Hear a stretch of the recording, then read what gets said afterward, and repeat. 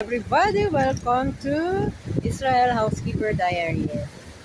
As that have a lot of precious like shells like this, and it's not easy to swim now because I feel cold. But I think maybe after the lunch we can swim. Let the weather become hot. Yeah, this is Asdod.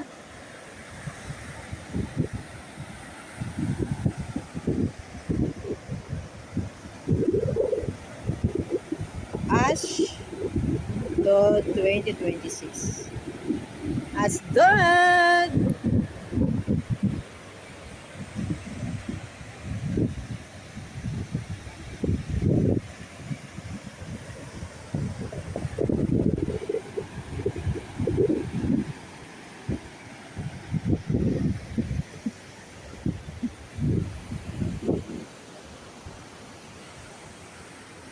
Yeah.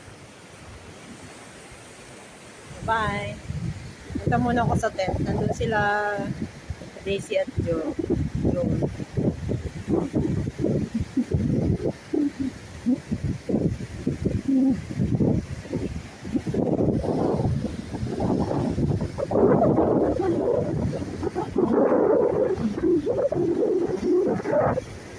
May magandang lugar din sa bansa natin, hindi ko lang nararating.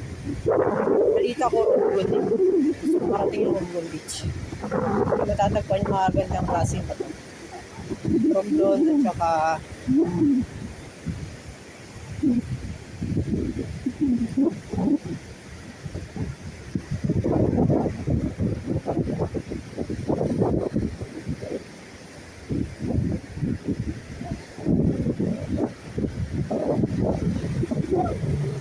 ganda ng bato oh. Kunin ko yan. Halika dagat. Videoan kita. Come and I will show you to the world. Your wave, your water, and your sun, and the corals, so beautiful. Corals.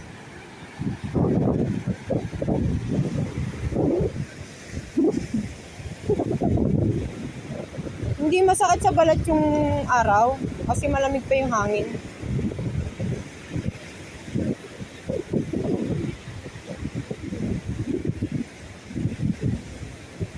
Baka naiinip na yung dalawa. Hindi naman kami nagmamadali. Palakad-lakad lang ako dito.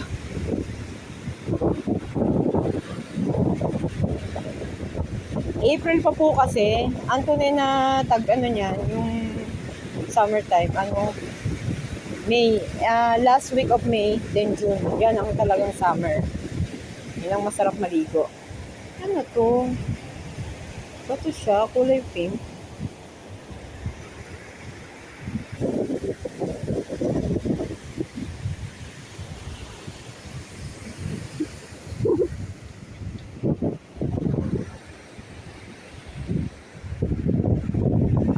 Okay, kailangan ko na sumilong. Nakuha ko na yung tamang sunog ng balat. Hindi naman. Hindi pa naman. Hindi siya mahapdi sa balat. Yun, nararamdaman ko yung init ng buhangin. Pero pag nandun ka sa tabing dagat, malamig pa. Maganda humiga dito sa buhangin. Yun, sa buhangin ka hihiga. Tapos may takot yung mukha mo para di masunog ng araw. Parang yun magiging sauna mo. Pag tumatapak ako sa buhangin ng Tel Aviv, yung summertime, napapasok pa ako, ganun kainit. Hindi pa siguro ngayon ganun kainit. Ayun, dalawa oh.